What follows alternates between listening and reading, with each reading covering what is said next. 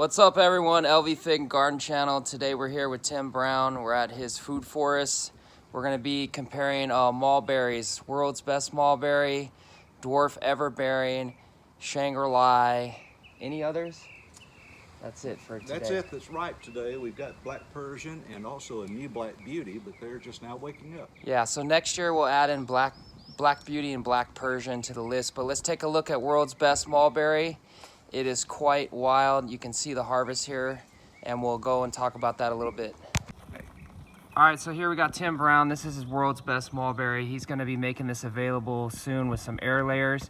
He's gonna show you the abundance. Here's a bowl right here. We're gonna give it a little taste test, and we'll see at the end what we think is the best tasting mulberry right now. What do you think about this world's best? Tell you what, I didn't name this tree, but I'm not going to say it's the world's best tasting.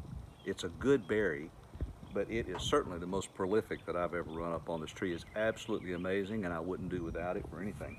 You can see a lot of times the presumption we have about a mulberry is that it's going to be a big tree. Brady, if you can, pan over to that big tree in the center of the yard there.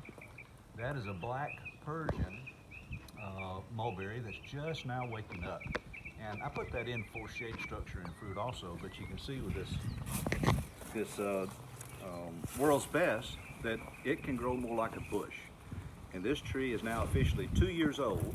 I got this 2 years ago from Bryce Garling as a rooted cutting, and it's been cut in half each year. So right here is where this tree started out, and at the end of summer last year it was 12 foot tall probably, so cut back down to here.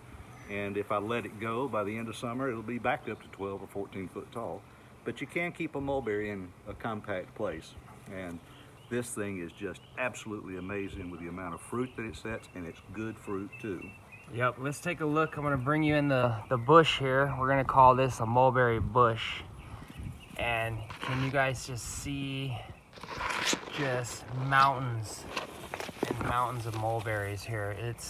I mean, look at this.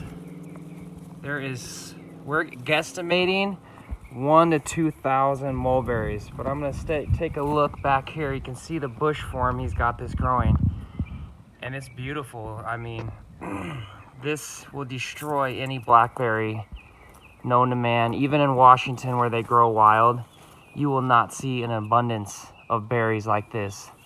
Although Washington blackberries, in my opinion, wild, fresh picked, might be a little bit tastier, but for our climate and what we're doing, this is the best of the best.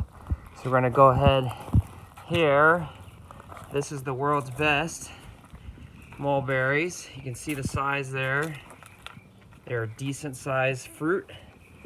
And now we're over here to the Dwarf Everbearing. Dwarf Everbearing. Now, This is a bush-like style too, or you can grow it into a tree.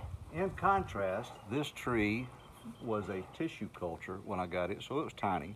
But this tree is 4 years old, and just now, this is the first real crop of fruit that it's produced. And, you know, they're tasty, but you can see by comparison the size, and you gotta have a handful of them to get a decent taste of it. Let's compare the Yeah. world's best side by side to the dwarf everbearing. So what Bryce Garland tells you in his video of World's Best Mulberry is absolutely the truth. There's a difference in the size. And then ShangriLa, when we get around to it, is similar to World's Best, a little more elongated because of what it's crossbred with. But 2 years with that tree producing like it has. 2 years right there, world's best. 4 to 5 years right here with this one. And I'm using this one for kind of a dual purpose. I wouldn't put a mulberry this close to a wall normally, but this being a dwarf variety, it's supposed to be okay. But I'm also looking for some shade over here for my lemon tree. It don't have to have shade, but it does a little better when it gets a little bit of an afternoon shade from that western. You can see the berries here. There is an abundance of berries, but there is a massive difference. We would say this has maybe 500 to 1,000 fruit, if that. Yeah, It's And about a quarter maybe of what the yeah, a world's quarter of best the is. world's best. It's older. It was a tissue culture, and the world's best was started from a cutting. But based on the years, these guys should be neck and neck. So far, And by the way, this one did nothing until I put it in the ground, and then it really took off, started growing. so let's put those in the bucket there. Okay, We'll be able to tell the difference because there's no doubt what's different there. the size. We're gonna go around to the front and check out the ShangriLa. All right, here we got the ShangriLa mulberry. This has been pruned back every year, or else it would be 15 feet tall by now. Big. So this one, what do you think about this guy? This is another spectacular tree because to me it's very ornamental. It was enough so that I put it in the front yard.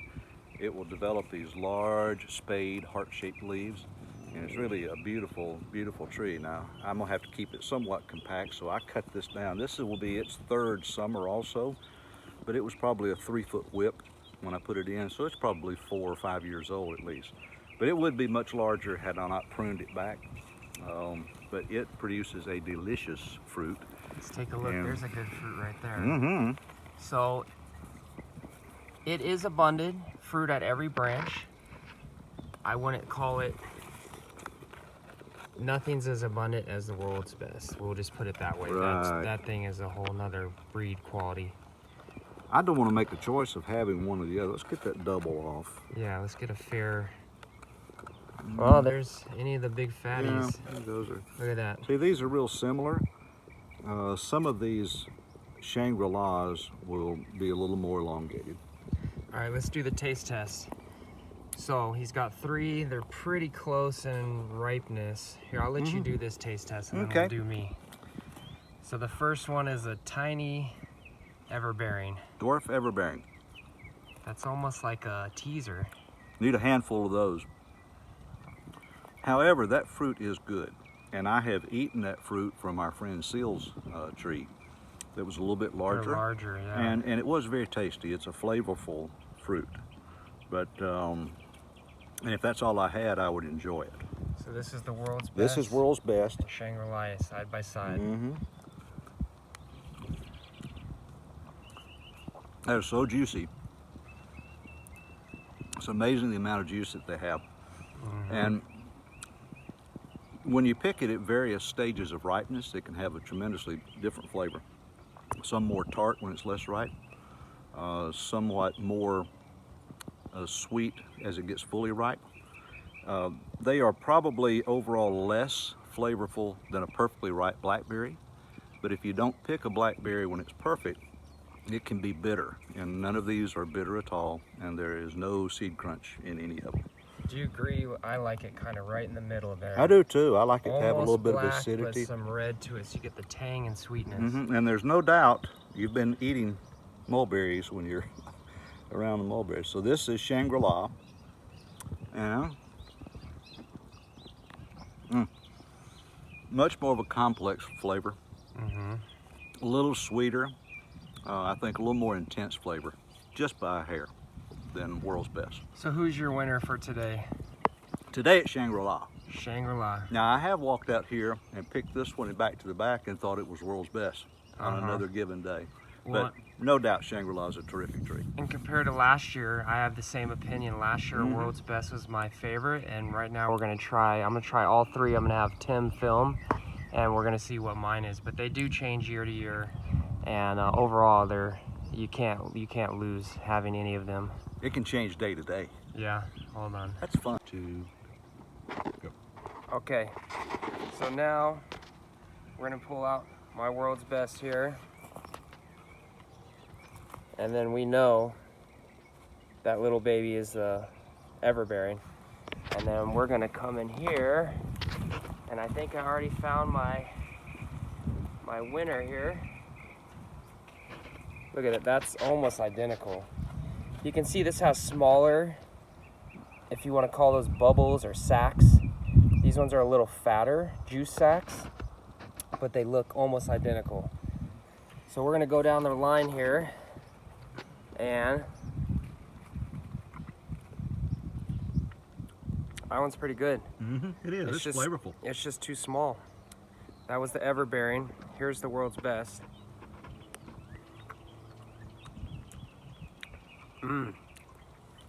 That was a good one. Good. That one was really good. Here's ShangriLa. ShangriLa.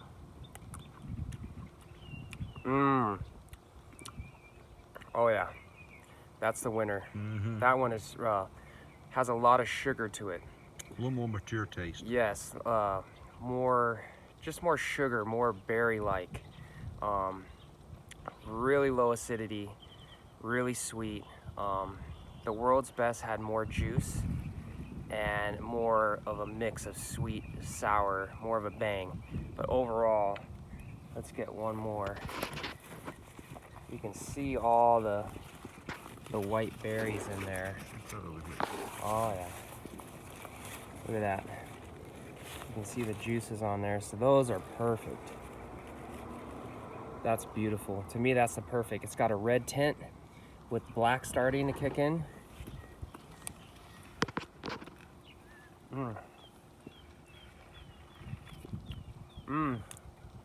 Wow. Wow. One more.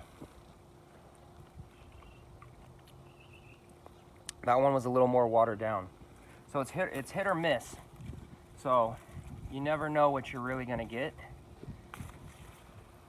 Oh, that one's half perfectly ripe, half unripe. So that's gonna be a little weird one. It will.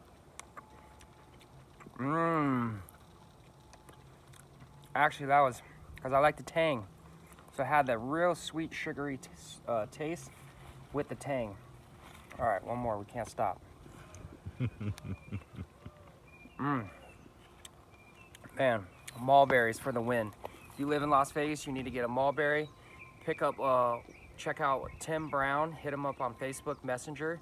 Tim Brown, he's in the Las Vegas Fruit Growers page. He's in the Las Vegas Fig Growers. He's on What the Fig.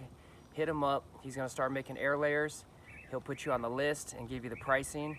But I would definitely get a world's best mulberry. Those are harder to come by. If not, order yourself a ShangriLa mulberry also.